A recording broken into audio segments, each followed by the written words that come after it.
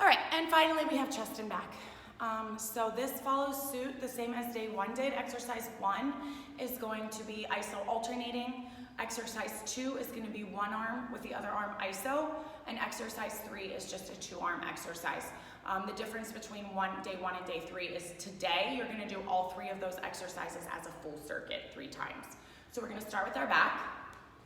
You're going to use a band. It's a supinated grip, again, lat pull down. So I'll show you what it looks like, but you're going to pull those bands down. Your palms are going to face you. Send those elbows down and back, and then you're going to alternate up and then pull down.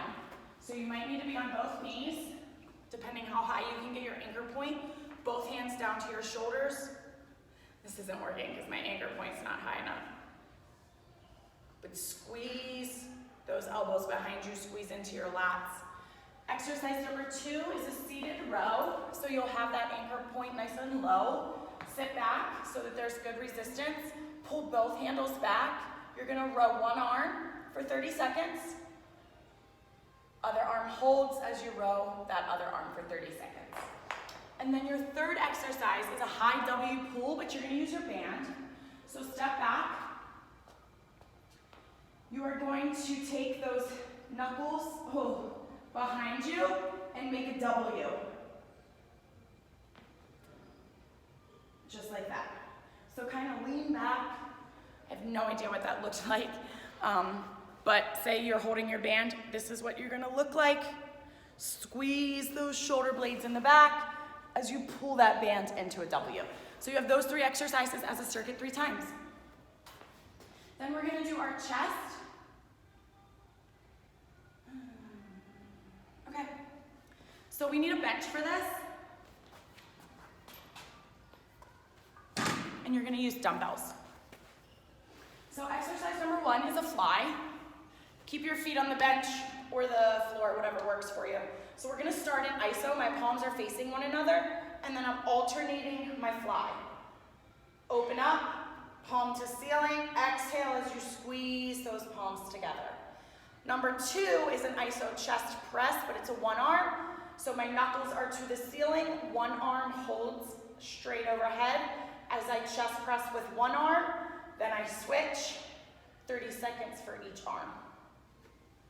And then you're gonna grab your band and you are going to chest press with your band.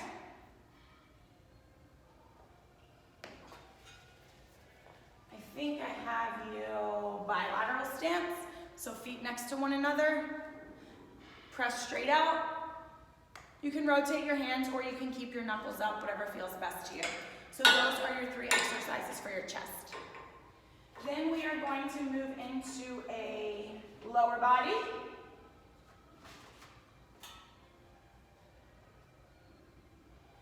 So you can use a dumbbell for this if you wish. You can use a plate.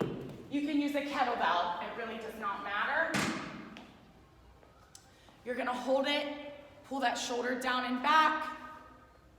Take one leg back. This is your split squat. So the arm that you're holding with is the leg that's back. Press through that front heel. Try not to press through your front toes. Squeeze your glutes at the top. 30 seconds, and then you'll switch sides for 30 more seconds. Then you're gonna lie down on your back. You can weight this or you don't have to, but I have a feeling as long as your back feels okay, you'll wanna weight them. It's glute bridge, normal glute bridge or hip thrust. So you can put your dumbbell on your hips, drive through your heels. If you're ready to make that a little bit harder, definitely put your feet up on the bench. You will take your toes to the ceiling, press your heels into the bench, not against the bench. Press your heels into the bench and make sure your knees start over your hips, and then hip thrust. That makes it a lot harder. It really lights up your hamstrings and your glutes. And then exercise number 3, you're gonna hold a goblet, get into your start for lateral squat, lean in and pulse.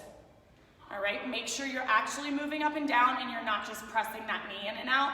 Drive through that heel of the bent leg, 30 seconds, switch, 30 seconds. And you're gonna do that circuit 2 times. And then we are back to our back.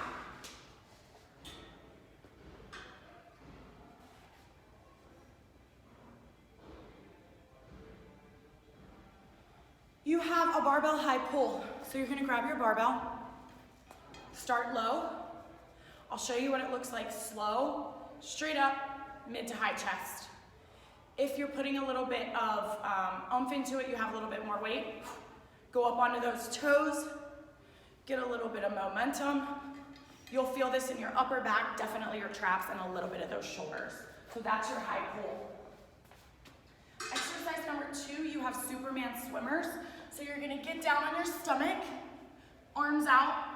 Your Superman is this, and then you're gonna flutter. Squeeze your glutes nice and tight, pull your belly button in, and keep those shoulders back and engaged. The whole back of your body, you will definitely feel that. And then exercise number 3 for your back, you're gonna need your bench again. Try and line this up so you can see me here. You're gonna need dumbbells, and you're gonna do a reverse fly. So you're gonna lie down on your stomach on your bench. Hopefully I can fly these little 8-pounders. Lie down, however's comfortable for you. Let those arms hang beside your bench. And reverse fly. Squeeze those shoulder blades nice and tight. At the top, knuckles to the ceiling. Straight-ish arms, soft bend in your elbow. Those were 8, and that was really hard, so you might even need something like 5 or 8. Or maybe you're super strong and 10 will work for you. So you're gonna do 3 rounds of each of those exercises, and then we'll finish with our chest.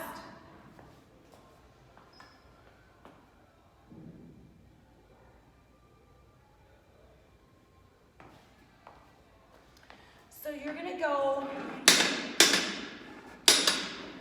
up like 80 degrees, not quite 90 degrees, but not as low as 60, somewhere in between. If it ends up being 90 or 60, that's okay, don't stress about it. But we have 3 moves here.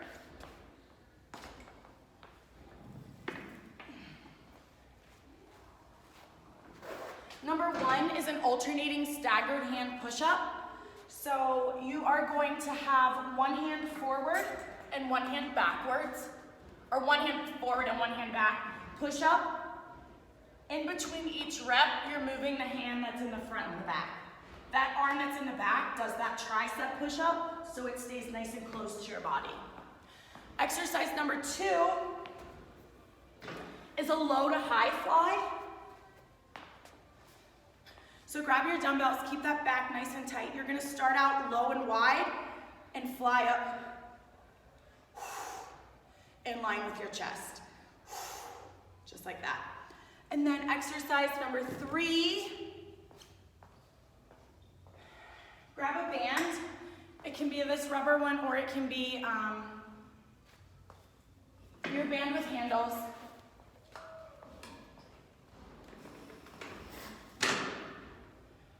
You're gonna put it around your shoulder blades in the back and around your arms. Don't let your elbows go through the band.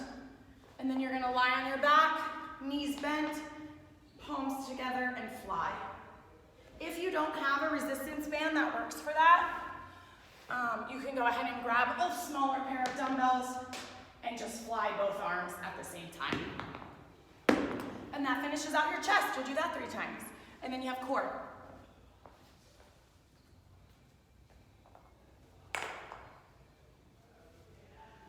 So we have an elbow plank rotation. I'm gonna move this one more time so I can come onto the turf. So for this one, you can grab a light dumbbell if you want, like 5 pounds or 8 pounds. You do not have to hold a dumbbell. You are gonna be in a plank, but your arms are going to be parallel because as you rotate, you need that elbow to be safely under your shoulder to protect your shoulder.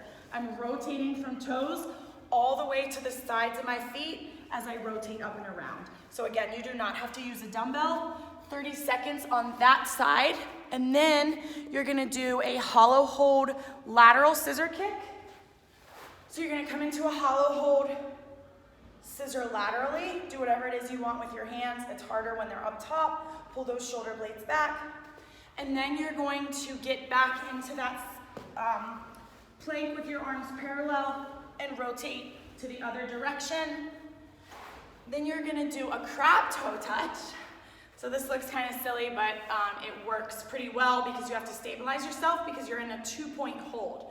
So you're gonna lift up, reach opposite hand and toe. You should feel this in your obliques at some point, and then you're gonna finish with your bear crawl hold. And that's your chest and back day. So those are all your workouts.